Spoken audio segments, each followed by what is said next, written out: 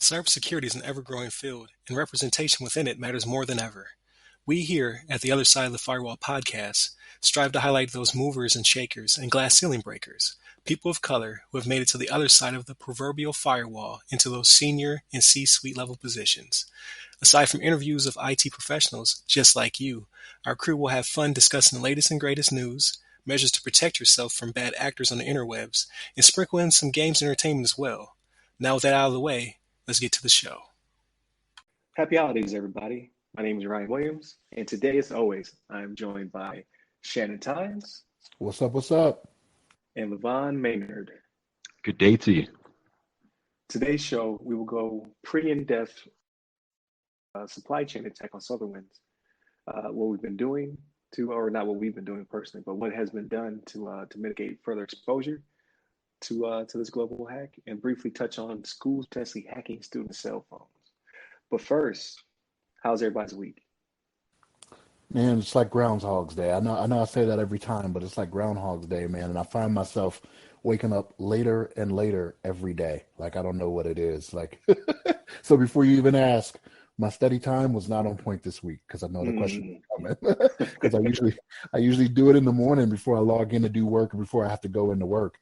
And there are times I look at my clock and I'm like, I can get another 15 minutes in. 15 turns to an hour, you know what I mean? And I'm just like, nah, I gotta log into work now. And then that pushes my day back farther. And then it's playing with the children, talking to the wife. Like I'm losing a lot more time that I shouldn't be losing because I'm waking up later. So, but I mean, nothing too crazy, right? I mean, other than the stuff that's coming out that we're going to talk about here in a little bit, but nothing too crazy going on. Everything is good. Can't complain. Okay, all right. Yeah. What about you, LeVon? The same thing with me. It's just another day in paradise. It's been pretty busy at work. I feel like people trying to wrap things up before the holidays, and I always wait till like the last minute, and knowing that people are taking vacation the next couple of days, next couple of weeks. So it's been a little bit hectic at work, but I've been getting through it. How about yourself, Ryan? You've been enjoying the lifestyle overseas? uh, so far so good. So you know how holidays get, people start, like you said, start to slow down. So it hasn't been terribly busy, but it's been terribly rainy. Apparently it's rainy season over here, so it's been raining every single day. So that's the thing. Dang. But aside from that, everything's cool. I started playing The Last of Us Part 2, so I'm getting my game on. It's pretty yeah. good. Yeah, and I got then that one too. I need to finish it up. yeah, I just started it. I was like, oh man, um, this is bleak. It's a very dark game, but I really Right. like it though. Yeah, but It kind of aside looks from like. that, no, go ahead. I'm sorry to say. I was going to say it kind of looks like looks like 2020 in that game. It's pretty much post-apocalyptic. People just running around like trying to survive, getting like rations, and then coming back into their homes real quick. Yeah. Is it that bad out there, LeVon? Hold up, let me know. Nah, I'm like, yo, as far as I know, I think everything is cool. You know what I mean? yeah. Well, people trying to avoid viruses, and then people trying to like. I guess it's got some similar elements. to 2020. Yeah, they couldn't have timed that any better. Like they Right. definitely didn't read the room before release. Yeah. But so far so good. It's fun. And then I started getting my study on again. So I'm still trying to take the CHFI before the end of the year. But I mean, I could take it after the beginning of the year. It's fine as well. Like as long as I knock out before the first quarter is over, I'm happy. That's good. That's good. Absolutely. Yeah. Just knock it out. I know it's tough sometimes trying to set aside time and kind of really focus on it. But I think from your degree, you probably have a lot of the information already. Hopefully it's still in the you still haven't or you haven't forgotten anything yet. But it's very similar to some of the stuff we did together in the in that master's degree program with WGU. But Yeah. you So got it, man. I think I got a lot of it still up there. So Yeah. I just got to polish it, make sure I'm good for sitting there through that test. It's 2 weeks. So like last episode we talked about FireEye and all of that and the compromise and all that good stuff. And then it just keeps on rolling. More and more information is coming out. More and more just crazy cyber news after I just got done complaining about the only thing happening is ransomware. But nah, 2020 is not done with us yet. So for topic one, I give it to you, Shannon. All right. So actually, what we're going to reference here is coming from the site The Hacker News, actually. And for anyone who hasn't heard it, and this is your first time hearing it, I don't know what rock you've been under, but what they say is that U.S. agencies and FireEye were hacked using a SolarWinds software backdoor. All right. Now, the reason this one is scary to me, okay, is because it was a supply chain issue, right? So what they say here in the article is that state-sponsored actors allegedly working for Russia have targeted the U.S. Treasury, the U.S. Commerce Department, and National Telecommunications and Information Administration, NTIA, and other government agencies, right, to monitor internal email traffic as part of a widespread cyber espionage campaign. Man, I can't talk today. And this is very scary because in this instance, people that were using this product were not doing anything wrong, so to speak, if that makes sense, right? Because here's the thing, like the attack surface for this, it was at confirmed as of right now, 18,000 customers of SolarWinds were affected by this, right? Like I said, to include FireEye, Microsoft, Treasury Department, Commerce. Actually, one I forgot earlier was the Department of Energy, right? And if anybody who knows Department of Energy, they also deal with some nuclear stuff, you know what I mean, for us as a nation. So that's what makes that kind of scary. And like I was saying before, it's a supply chain attack, right? So what that means is they were able to get into how SolarWinds uses how they create their patches to distribute to everyone, right?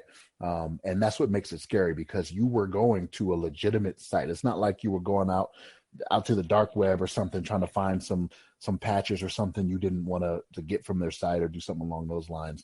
They were infiltrated intelligently. You know, they hate to give them credit for this, but they were infiltrated intelligently for this. And it's believed to be Russia. I mean, we have a lot of our senior administration officials that are coming out saying, yeah, we're pretty sure it's Russia, right, that did this. And these are guys that are looking at this all the time, right? So I'm not going to sit here and say, okay, it's not them, but people that are in the know and that are putting a lot of time into this are saying that it is, right? And for this has been going on actually longer than what you would probably like to see. They're saying as early as, well, this article in the Hacker News says as early as spring 2020, I believe it was, that this all started going down, right? Right. But it was another article I read earlier today, and I think it was CNET that said that they think they may have been doing this. They may have been practicing this and did a dry run back in October of 2019. So they did a dry run without actually implementing any software, like doing the whole backdoor thing, and then went and tried it back then,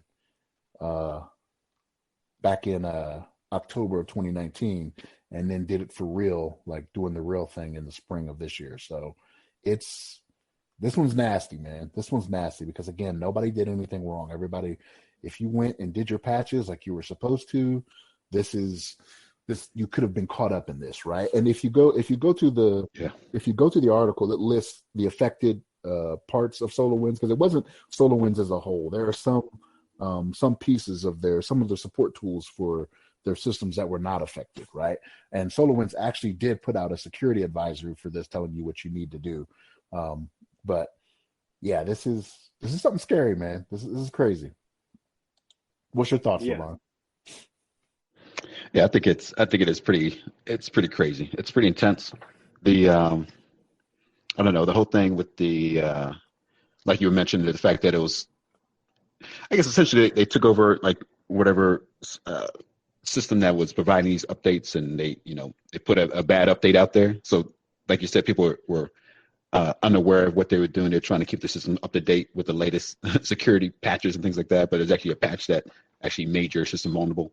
So it's like, it's such a kind of contradiction to what you feels like a good habit as an IT professional to make sure your systems are patched.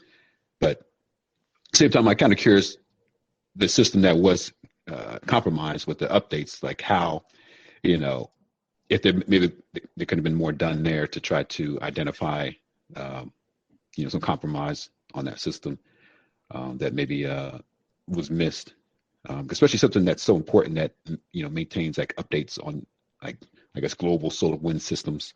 You want to make sure that system has probably the most security available compared to any other system out there. But I think it's a very interesting story, and I think it's one of those things that I think has been going on for a long time as far as the kind of the fallout from it. Besides the fact that this supposed Russia group was able to get into all these systems and access internal networks. You got to imagine all the things that they may have left behind, all the modifications they made to these networks. It's going to have to be so much forensic investigation on all these systems that have been touched, all these companies. They have to look at everything to see, oh, this looks different from what it used to be. Like maybe they changed some data around, they retrieved some data, they implanted some backdoors and some other systems that they don't, they have to pretty much scrub the whole environment, all the clients, all the servers. They're gonna have to make sure there's no residue, no potential, like, I don't know, follow up from this group to be able to access their internal network again.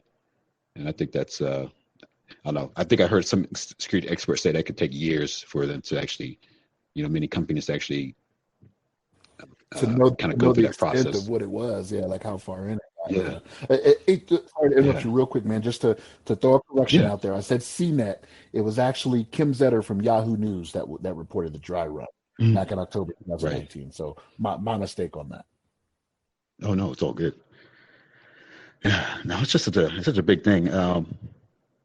You can really like talk about this like all day because it's like there's so many elements to it, and uh, and I know there's some things about the what was it called? Like they had some MFA. I think some part of some Cisco MFA like Duo systems they were using. They were able to bypass it because they had Yep. gain access to that Mm-hmm. inside some of these networks.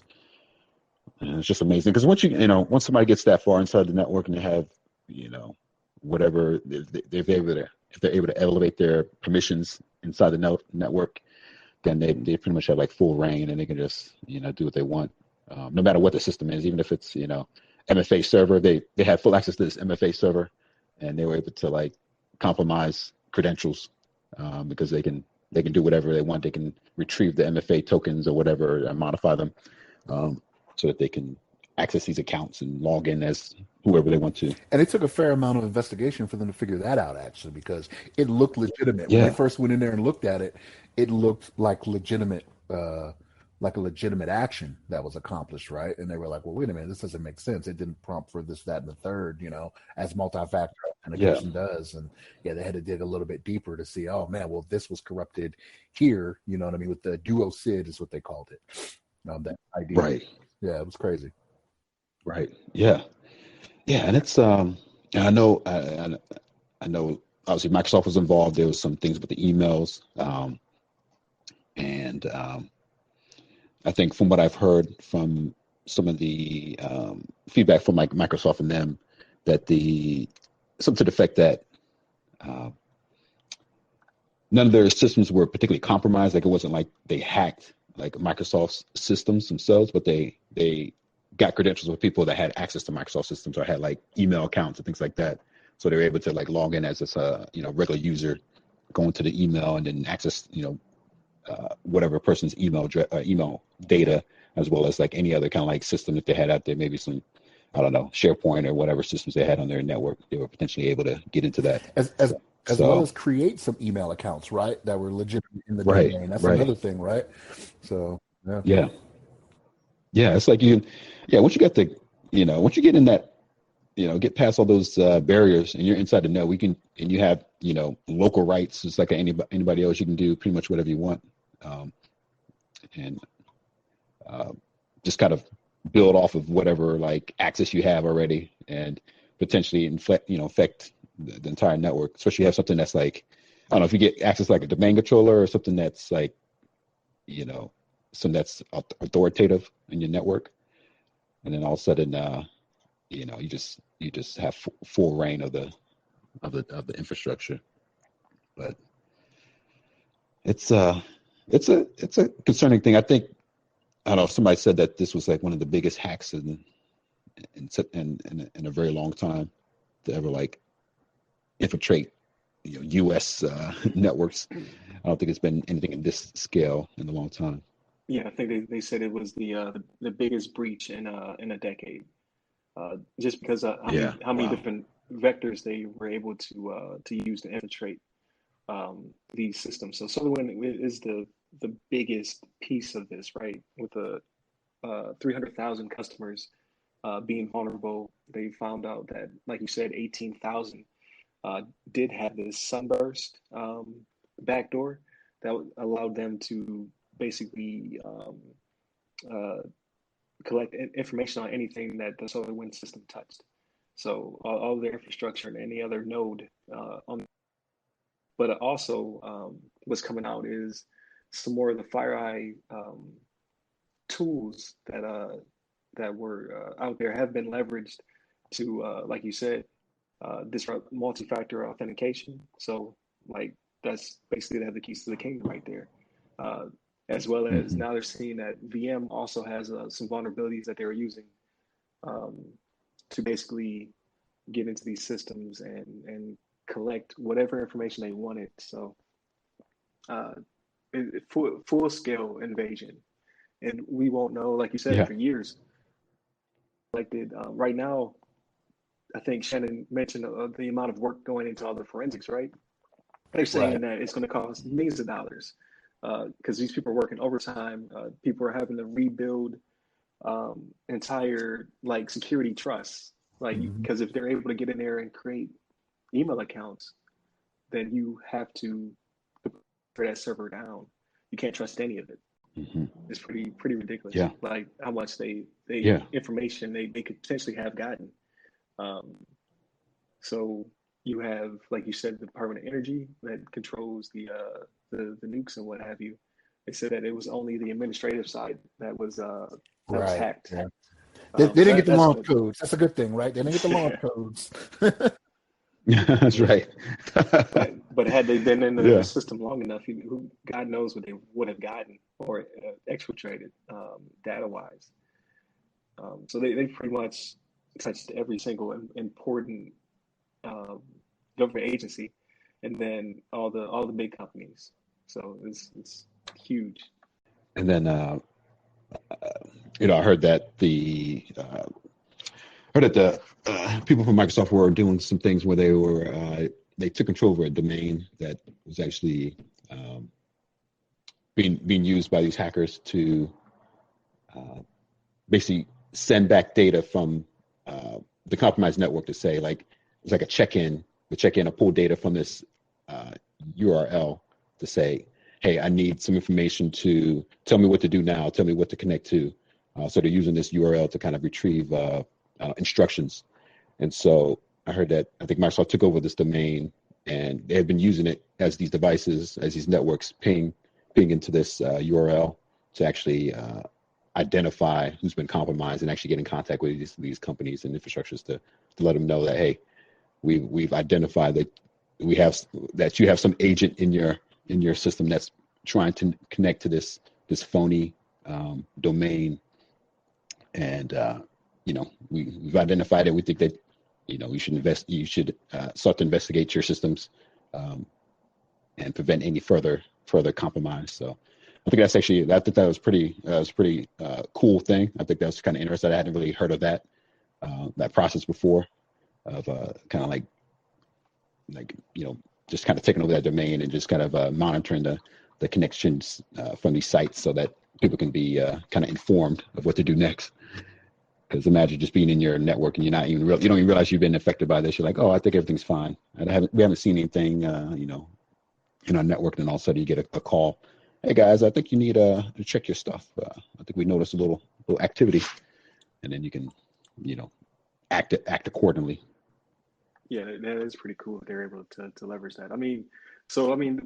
The good part, I guess, of any breach that is not too damaging, because we still don't know the extent of how much damage was caused, but is that you get a new set of tools under your own belt, right? So now they're able to reverse engineer what this state-funded actor was able to do, and then learn from that and create new tools and new ways of defending the network.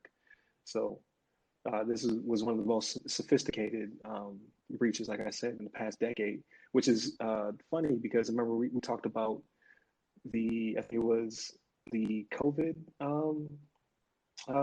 attacks, like attacks on COVID research and on scientists trying to pull information, and the little nuances that were in that article. I believe it was last week, because like this breach is so big, like it's taken over my my memory of past events. But I think what we discussed was like Russia was doing more of the brute force attacks, and North Korea was doing more of the sophisticated social network attacks.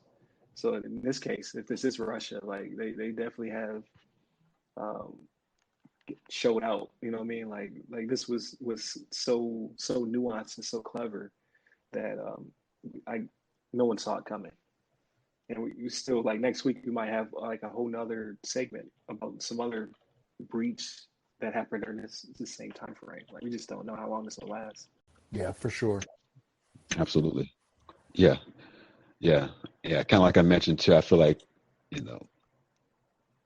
it's going to be something going on for a long time, and that they're going to have to like scrub every little nook and cranny, and they'll probably find some other systems that were compromised, that were kind of like, I don't know, chained off of this.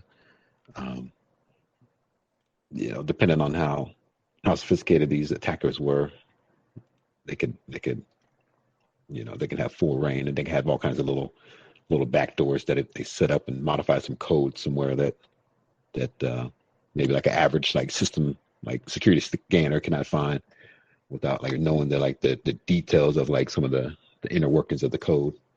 So Right, See, exactly. it's a so big here's deal. the thing here, though, right? So, like, even though we found it this time, right? When it comes to operating in the future, how much is this going to slow us down? Because now we can't just rely on, okay, this site is secure, right? I go to this site, and honestly, when it comes to DoD, that very seldom, I want to say, do you actually go to the commercial site itself. There's always a middleman, right? But even with Right. that, like this went from the commercial site to the DoD's middleman to the systems that are out there in the wild, right? So now what's going to be the second and third check from this possibly, right? How much is this going to slow down patching operations when something comes up, right? When it comes to a 0 day that needs to be like, there's no fix for or anything like that, how much longer are you going to have to wait to get that complete because of this, right? So Yeah, even though they may have Right. fixed their supply chain, we may be a little gun shy after this. oh yeah, definitely. Like I was reading a Mhm. sub article. I did not grab the URL for it, but basically the gist of what they were saying was that this vulnerability wasn't necessarily a vulnerability. Like it was a vulnerability because they were able to get into the supply chain, then install this um, backdoor called Sunburst. However, when you use SolarWinds, at least in some organizations, you disable your security. What am I trying to say?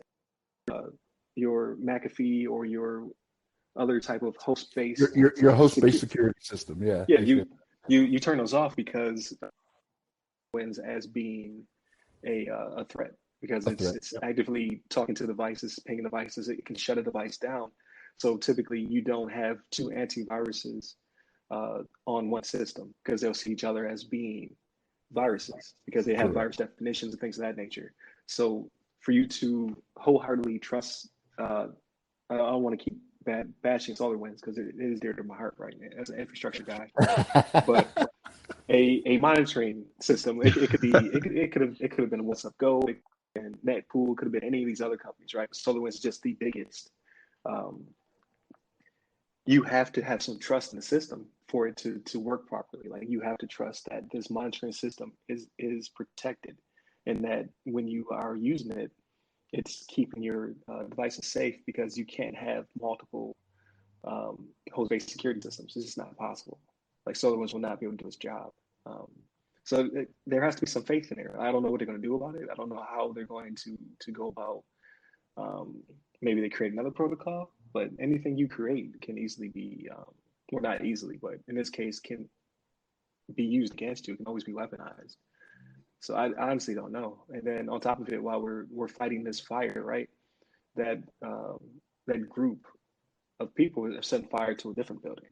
So everybody's focuses on SolarWinds and multi-factor authentication and VMware, right? And then now they're working on something else. So it's a continuous fight. It's just the way of the future, right? That's why there's such a high demand for security professionals. That's why they say there's like 1 million of us still needed out the wild. So for those thinking about getting into IT, or especially into cyber, I mean, this is your opportunity.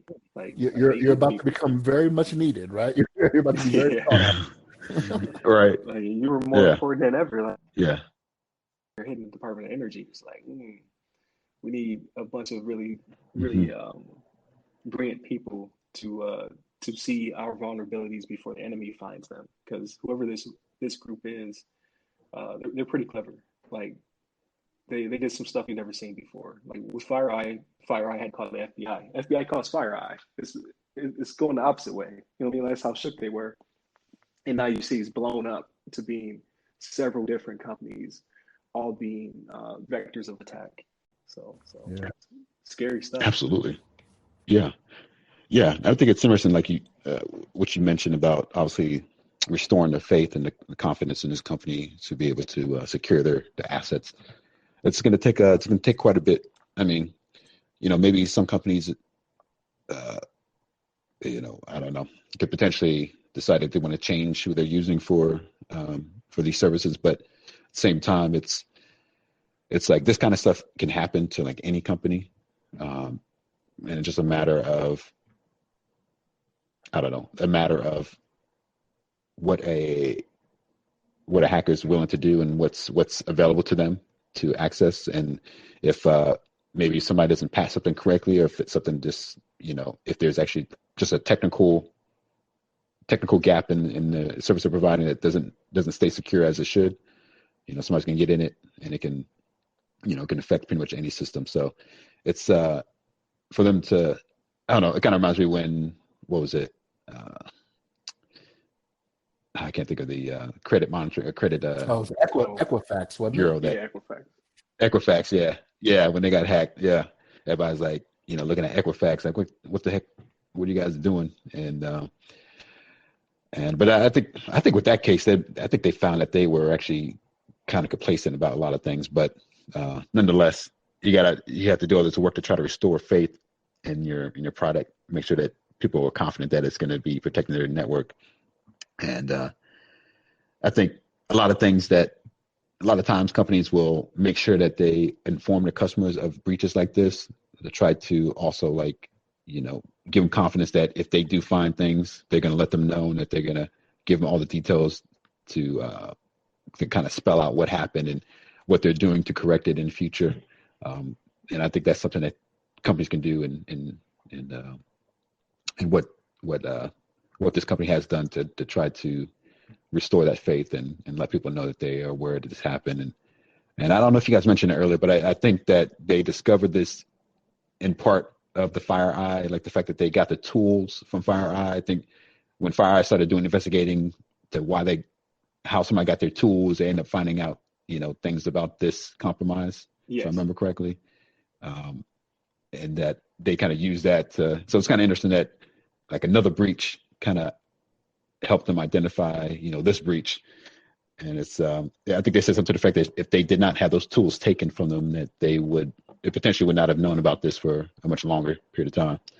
So it's definitely concerning. Yeah.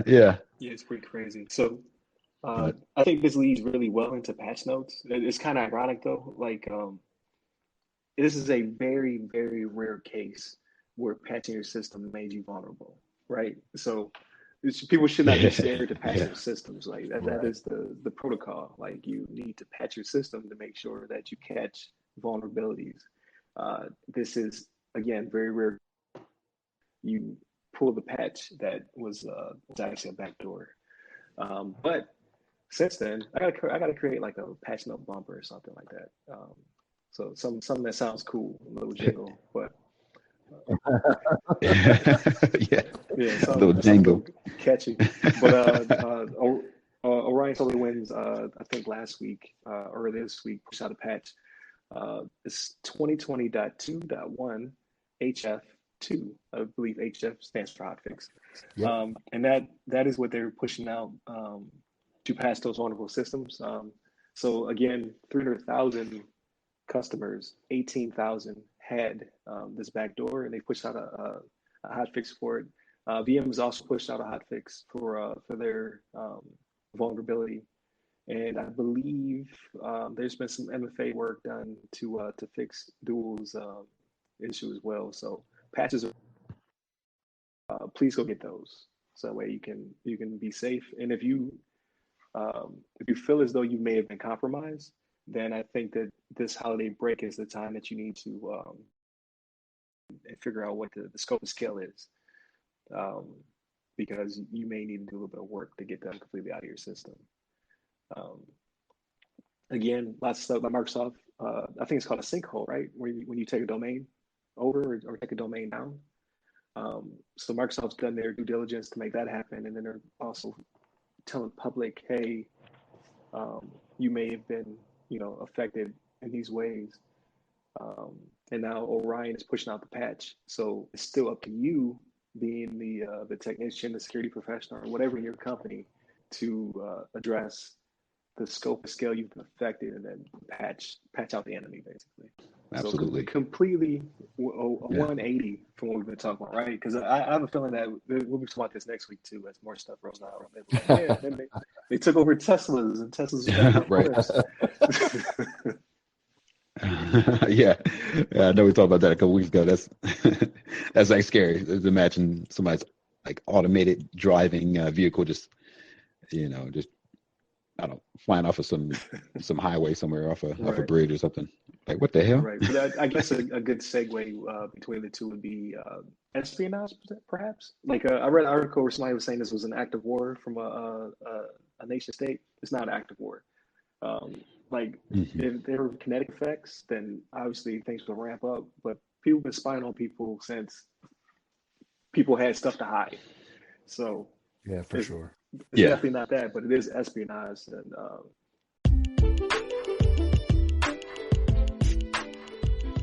hey, listeners. Please remember that you can support this podcast directly by becoming members of the show's Patreon. Here, you'll be able to listen to the podcast 7 days early, completely ad-free. However, in these trying times, we understand that you may not be able to become a Patreon just yet. In that case, please listen to the show once it's available on free feeds, leave us constructive feedback, and share with your blurred friends and family. Thank you. I thought that this article that I found on, I want to say it was Gizmodo, entitled U.S. Schools Are Buying Phone Hacking Tech That the FBI Uses to Investigate Terrorists. So uh, your school district may be purchasing what they call mobile device forensic tools, or MDFTs, to use on your kids' phones. So it's pretty creepy. I did not know this was a thing. And then we've been discussing our group as well. So basically, what Gizmodo did was they heard about this, like they saw a school district purchase like a couple grand worth of MDFT hardware, and then they started to look into school districts and their purchasing habits, and they found that large districts, like in California, Texas, so on and so forth, are purchasing these devices that are able to they're not the military grade spec, but these are able to pull data in the clear, so data is not encrypted, as well as they're able to pull deleted files, uh, In one such case, a student was asked for their phone. They gave the phone up because the school believed the student and his or her teacher were having an affair. They were able to pull some deleted texts where they kept saying "I love you" back and forth, and they were able to Mm. arrest and then obviously try this teacher. So I mean that's a good thing, right? We got uh, a child predator. Got a predator off Yeah, the streets, right? but that's Right. how Got him. Yeah. how much are you willing to give up for your how much freedom are you willing to give up for protection, right? So what they're finding out is, so your cell phone is protected by the Fourth Amendment. I think, yeah, it's the fourth, right? Search and seizure. So yes, so your cell phone Right. belongs to Right. that as well. So if a police officer asks you for your phone, you don't have to unlock it for them. You're like, no, I refuse, unless they have a warrant Hmm. from a judge has to issue a warrant for that cell phone. But that protection does not cover Right. kids in school. There was a Supreme Court case. Let me make sure I get this right. New Jersey versus TLO. I did not research what TLO stood for, but basically they ruled that schools don't necessarily have to have a warrant to search the student's phone as long as officials have reasonable belief a student has broken the law or school policy and the search is not unnecessarily intrusive and reasonably related in scope. So they ask your kid for your phone and your kid is scared and gives them the phone. They're good. They can pop it into the MDFT, and they can start pulling pictures and whatnot. What's scary about that, obviously, is an invasion of your kid's privacy, but you as a parent or guardian then can concede to this happening, as well as anything they found on that phone that's incriminating can then be used against them. And what I read in an article from one of the experts was kids do a lot of criminal stuff, like not truly bad, but things that are blurry misdemeanor type things with the phone because A, they're kids, and B, they may not know any better. So they could be being incriminated by their school wrong. So what are your thoughts? So, I had to look a little bit more into this, right? And so, I think one of the reasons that they're coming along and doing this. So, do you guys know what stingrays are?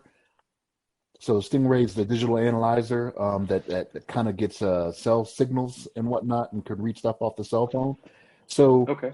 L3 Harris Okay. is actually stopping support for this, or actually they stopped support for this. I think it was in June of this year. So what it is that people can no longer use stingrays to kind of get some of this information they used to do, and mostly it's law enforcement and military that were using them, but and also the technology, the 5G technology that's coming out, that everybody has to have the new 5G phones or whatever. Makes it harder to use with Stingray, or actually impossible to use Stingray. Stingrays can't what am I trying to say? Like invade that signal. Right. So They can this, intercept Mhm. the signal. right, Right. right. So this is kind of a workaround to that. So if you had a school that was using, or local police departments even that were using that, with 5G coming along, it was going to be obsolete anyway, because L3 Harris said they weren't supporting it and it was going to be of no use to them, right? So they got this device that can't do anything for them. So this is the route for them to go. This is the next step for them to go to try to make this happen. So yeah, it's a little weird. Like, so with the school thing. So my thing, and Ryan, I think it was me and you that kind of went back and forth on this. Like, okay, I understand with like the Fourth Amendment and everything, and if you're on school grounds, you don't have to you don't have to consent to the search. But then it becomes, okay, does a minor, like if you're going to do this on a child that's like 12, do they really know what they're giving up by doing this? Like, are they reading the rules to say, because I go to school, I could just give you this phone or whatever? Like, this is one of the things I think lawyers are going to fight this out in court. It's the whole, what do they call it? Fruit of the poisonous tree. When you obtain something illegally, right?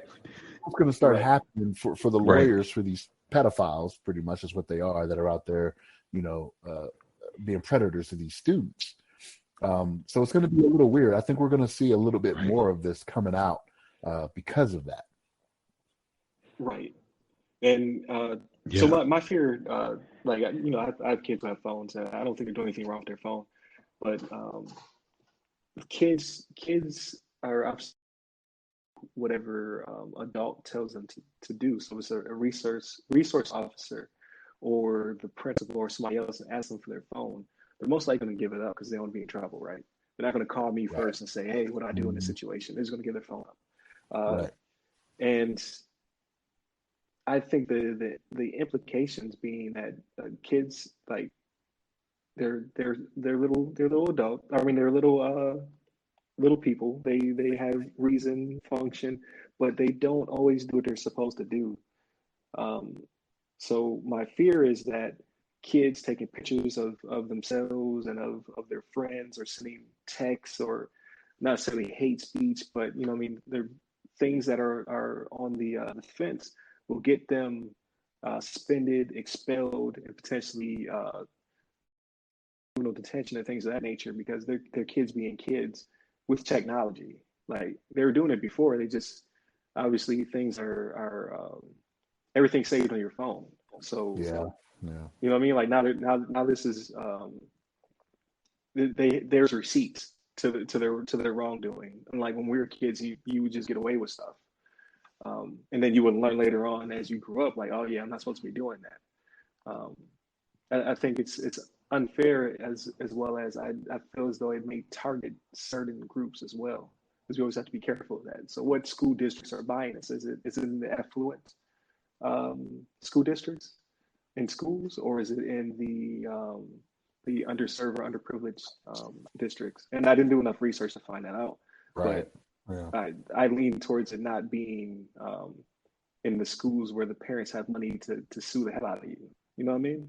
Like, I They don't don't want think that you would smoke. want that fight. So Sure. I would assume this will Yeah. target individuals who cannot fight back necessarily. So I think yeah, it's both. I'm glad they're catching pedophiles, stuff like that. Like I don't want those in my school, obviously. But if you're not finding texts from teachers, um, then you need to leave the rest of it alone. You know what I mean? Like, Yeah. but then So Yeah. how does that? So here's the thing it's the though. foot So Have, door. yes, but I don't know how that works with. I don't know how that works with law enforcement, right? Like when it comes to warrants, if the warrant is specifically looking for something, if they find something else, can they act on it? Like if they go into someone's house looking for drugs and they find guns that are illegally owned, can that be used against them, right? Like you didn't go in there looking for that. So can you say, I, okay, I found this in the course of the investigation? yeah. So I'm obviously not law enforcement, but I think you can. I think in certain instances, like you said, if you come in there looking for drugs, you don't find drugs, but you find illegal firearms. I think they can then use that against you. I think that's.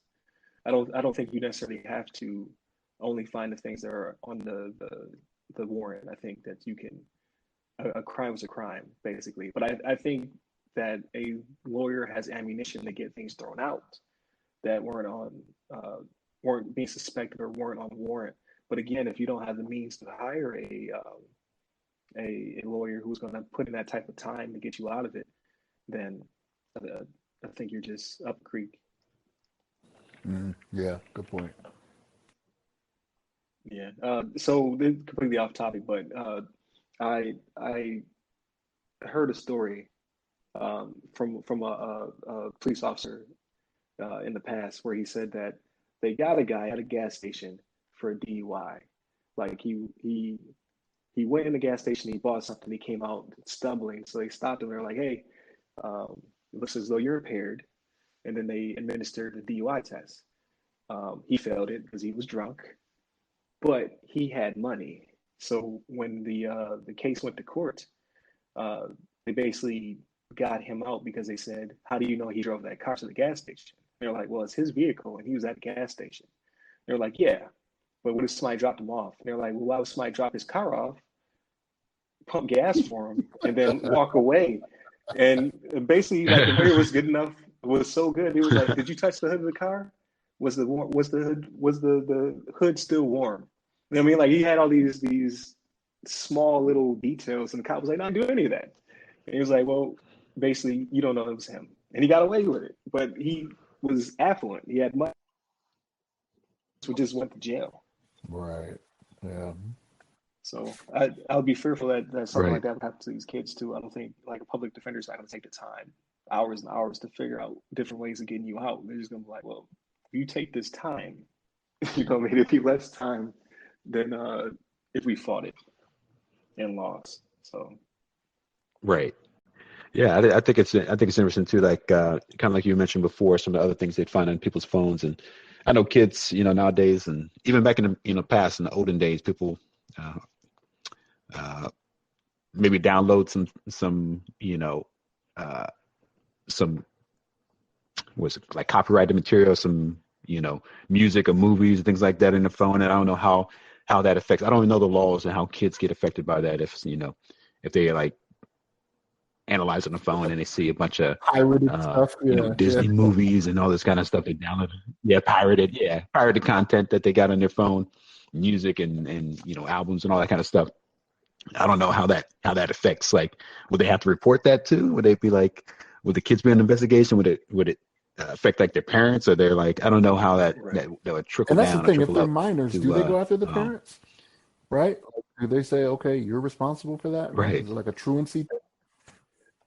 well, yeah. When Napster was a Yeah, thing, they were that's going what after his parents. They're like, yeah, it's a minor, but this is your internet, and Metallica's out. I think, was it Metallica, or like suing people I for think $250,000? I think it was Metallica. It was one of those big rock bands. I remember that, or I don't know, AC/DC or something like that. It was one of the big ones. Yeah, like Right. Single mother did not cause you $250,000 in losses. In You know losses, what I mean? We got one album. Like, charge me the $12. So Yeah. Right. So yeah, I honestly Right. don't know. I'm just I I mean, we're over here pontificating about the law. That's one thing. I'm if it's not cyber law, if I didn't see it in one of these textbooks, I have no clue. That's why I'm so cautious about it, because it's these little freedoms we give up due to technology, and now the schools have the ability to look at your unencrypted data and what have you. It's just scary, you know what I mean? Like kids are like, I don't want to call them dumb, but their brains aren't developed enough to know, like, oh, if she sends me or he sends me a picture, inappropriate picture of themselves, like, I now have child porn. You know what I mean? Even though I'm a child, because I have this picture, I have pornography. You know what I mean? And you could get the same adult would get, just rightfully so, if he or she had that material on their phone. Like, you're not protected just for being a minor. I can remember years ago, there was a person that got in trouble. They took pictures of their own children. So, like, I don't know about you guys, but my family has several pictures of me in a bathtub as a baby, right? Right. Like, there was somebody years ago. I remember, yeah. Oh, I've It's seen out it. there. I'm joking. It's on the World Wide Web.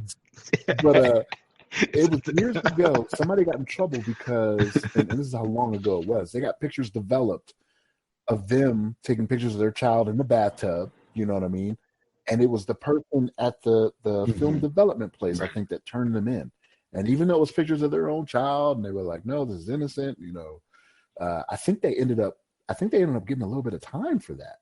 I think, if I remember correctly. And I was just like, "Wow, like, how far are we really going to take this?" Now, mind you, nobody's going to a film development place now, right? This is how long ago that was.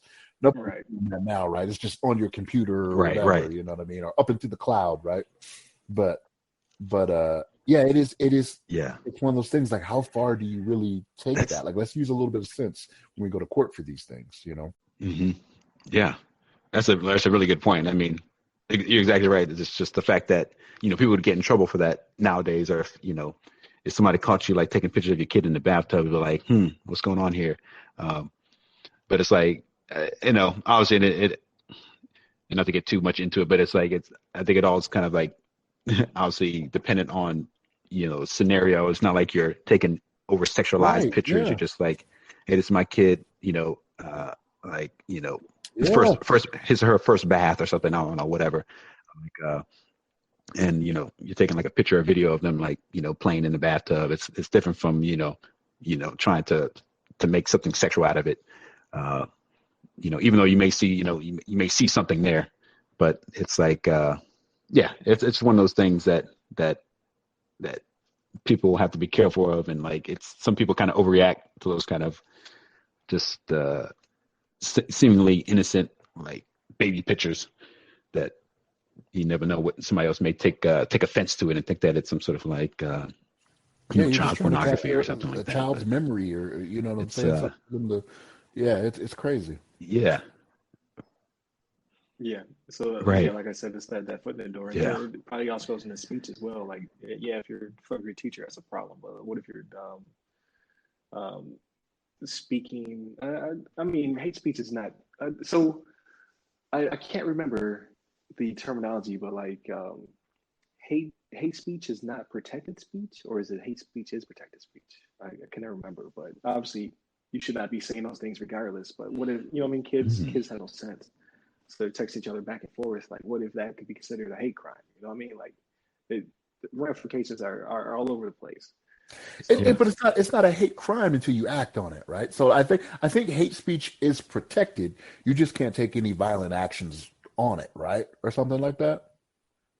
I something may like be I don't wrong. know. Yeah. Like that's like tell that we don't do that because we don't know the rules. yeah, And people who do that, they know the rules. They're like, nah, nah, yeah, nah. yeah, right. I can say that.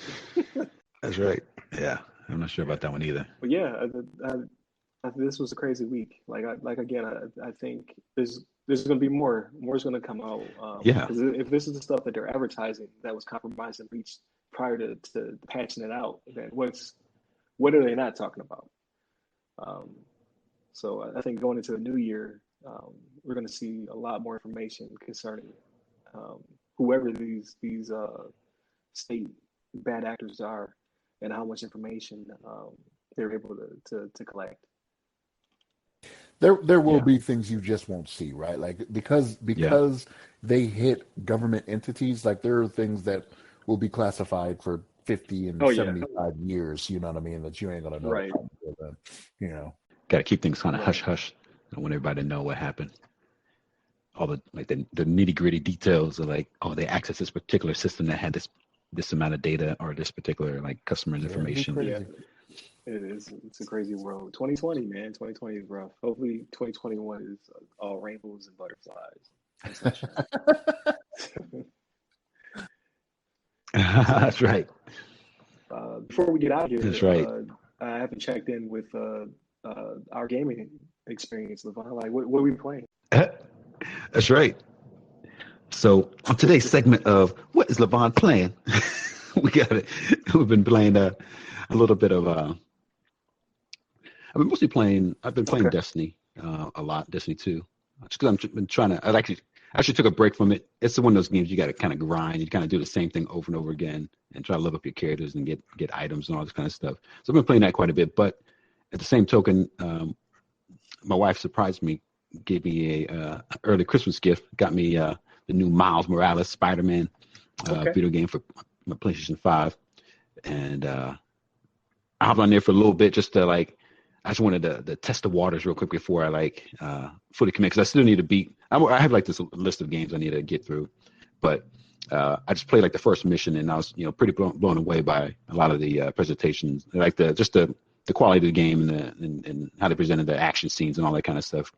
And if you played like the first Spider-Man game, I Yeah. think either Shannon or yourself were talking about that last week. Um, it's it has like the same kind of like just um, kind of top notch like action scenes where you know flying across the town, across the city, and trying to stop bad guys and all this kind of stuff. But it's it's really well put together so far, and I'm going to get into it. I want to beat Last of Us 2 first, and I'm going to get into Spider-Man Miles Morales next. And I got a bunch of Xbox games I want to get through too. I got like the Xbox Game Pass, so it has like a bunch of games that you can download on there. So I want to play some of these Yakuza games and some other stuff I downloaded, even like Control. Like there's a PC game, Xbox game called Control. Yeah. It's on PlayStation 2, I think. I want to get into that one. And one thing I wanted to mention alongside of Destiny, and I'm not sure if you guys have heard that recently they announced the name of the Space Force Oh yeah, like Guardians. members. Yeah. Yeah. They're going to be called Guardians. Yeah, Space Force Guardians. Yeah, I thought that was cool. I mean, it's funny. not to get into like some political rant or anything, but I think people have their opinions about Space Force in general. But the name itself is kind of funny because it actually relates to Destiny, and they call the people that the characters that you play in that game called Guardians, and they are, it's pretty much based in space. So people have kind of been relating that to like, oh, they're using Destiny as like a staging ground for this military initiative, and using it to everybody's gonna be Guardians, and then we're gonna be like, I don't know, like fighting aliens in space and do all this kind of stuff. Like when I first just heard like it, I wanted to be upset, and I was like, that's pretty cool. Yeah. But I gotta see what they it's what the naming convention of the rank's gonna be though. Like it's gonna be like Guardian First Class. You know what I mean? Master Guardian, Senior Master Guardian. Yeah, like Colonel Guardian. Yeah, right. Right. I definitely gotta check that out. I think it's gonna be interesting. I'd be interested to see how they do their rank instruction. But it's kind of funny. I never really understood. I don't know the whole premise of like, because I don't know. I thought the Space Force or the operations that they are going to be handled were kind of handled by the Air Force, but I don't know if they just want to kind of separate the duties and make it more like isolated, that only like there's a dedicated branch, a dedicated section that's focused on space, and it's not like a culmination of Air Force maintaining like our airspace on the planet Earth, as well as our orbital airspace, space. I see where they're going with it.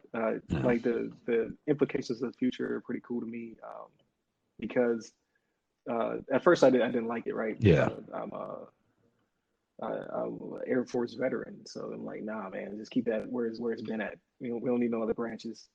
But then the more that they do, the more I'm starting to see that.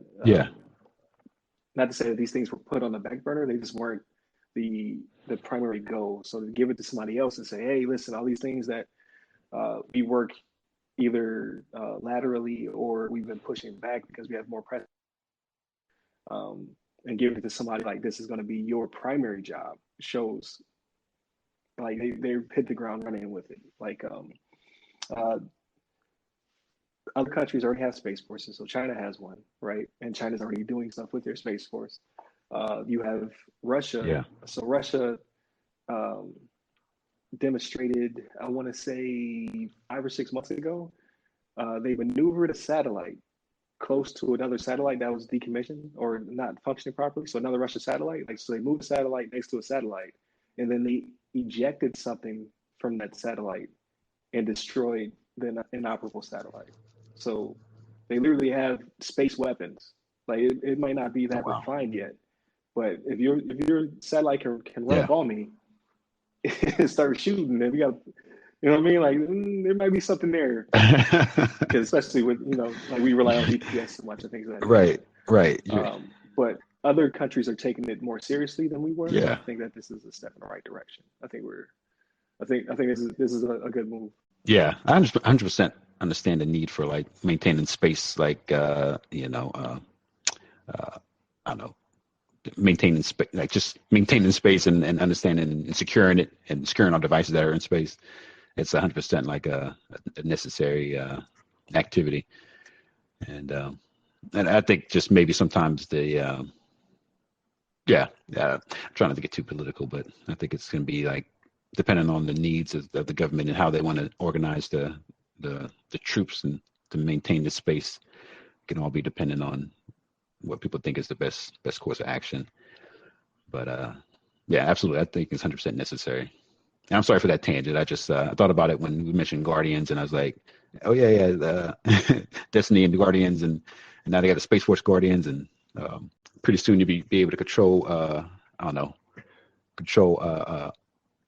Guardians from your PlayStation controller, Xbox controller, and be able to like maintain the Space Force. They're gonna have like they're gonna combine and use you can get some tips from the developers of the game to organize the Space Force like infrastructure. No, I think that's cool. But no, I'm sorry, I'm going on the tangent. Because I was going to add in like this FireEye and all that stuff got so big. I had an article about Russia that I was going to add where they have, oh man, what's it called? It's an anti-satellite weapon on the ground. You know, they have like anti-tank and they have like air-to-air and surface-to-air and all that good stuff. They have a surface-to-air missile that they can fire from the back of a truck that takes out low orbiting satellites, like the kind of military uses. And I was like, oh man, that's crazy. Like, it's not necessarily cyber, from the perspective of like they're not hacking Right. our satellites. I hope they're not hacking our satellites, but it's more like we lose a cyber capability because they can just blow it up. Like they're not, it's not even finesse. You know what I mean? Like this whole breach is like showing like cunning, finesse, and whatnot. But they just got a rocket. You like GPS? Well, your GPS is gone now. Right. Yeah. Yeah. We've taken that out. It's like your satellites entered the wrong neighborhood. We're just gonna like take care of that real quick. But all right, I like what we've been playing. Oh, I appreciate that. Get your Miles Morales on as soon as you get done with The Last of Us. Let me know how much we enjoyed it. That's right. That's right. I'll have more information for you on the next segment. We can make some music for that. What's LeVon playing? I'll figure it out. Right. Be the Mario music. Shannon, exactly. Yeah, no. Shannon, what are you playing? You be playing the CDK, the book of knowledge. Is what you need. Yeah. That's what I need to be getting on. I know. That's what I need to be doing. That's right.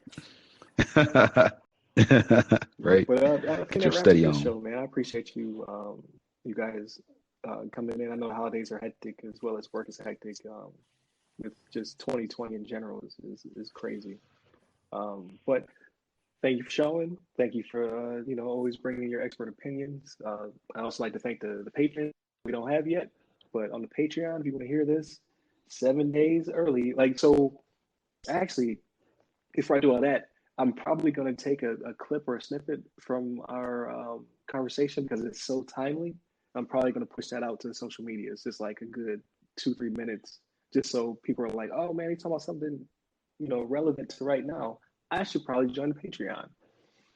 So I'm probably going to try that out for the first time. But yeah, right. If you're listening to this and you're not a Patreon member, which there are none right now, you get this 7 days earlier, completely ad-free, as well as we'll have other content in the future. But right now we're focused on the main objective, right?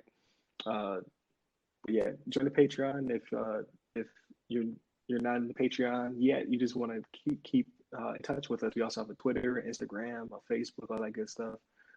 Everything's anchored by the website, so go to www.theothersideofthefirewall.com, and from there you can hit our Patreon, which is also called The Other Side of the Firewall.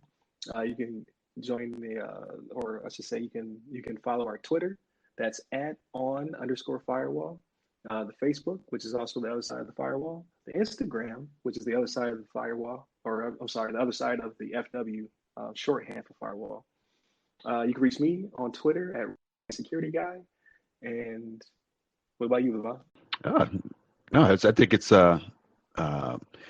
you obviously hit us up on those locations and ask some questions. If you want to hit me up directly, just hit me up on Twitter at LeVon Maynard, LeVon Maynard. And appreciate you guys for listening, and thank you for setting this up for us, Ryan and Shannon. Thanks for getting us this platform to voice our opinions and thoughts on these cybersecurity incidents. Yeah, that's what's up, man. Look, I have no social media, so I'm the phobia of the group, right? Like I'm the one that's like, nah, my business don't need to be out there. I'm good. Right. Yeah, you're so secure. You don't even have Facebook. You don't have any kind of social media. I haven't got a footprint. You can't hack me. You all live out in the woods. Right. I'm off the grid. No, I'm joking. I'm off the grid. I'm not that far off the grid. Look, I would probably die without my internet and some type of streaming service. You know what I mean? I ain't gonna lie. But no, I mean, I don't have any social media or anything like that. But I did want to wish everyone out there that's listening. Depending on when you are listening, it may be after the fact, but a happy holidays, whether it be Christmas, Hanukkah, Kwanzaa, whatever it may be. Enjoy the holiday season. I know not so much with family, nowadays. Maybe it is, depending, on how you do things, but I just want everybody to be safe. Oh yeah, no doubt, no doubt. Absolutely. Yeah, happy holidays. Appreciate that. Same to All right, you. everybody. Same to everybody. That concludes the show. Thank you for listening. Happy holidays.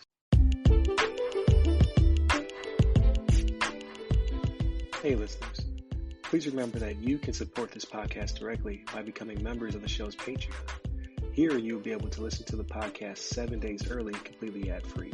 However, in these trying times, we understand that you may not be able to become a Patreon just yet. In that case, please listen to the show once it's available on free feeds, leave us constructive feedback, and share with your blurred friends and family. Thank you.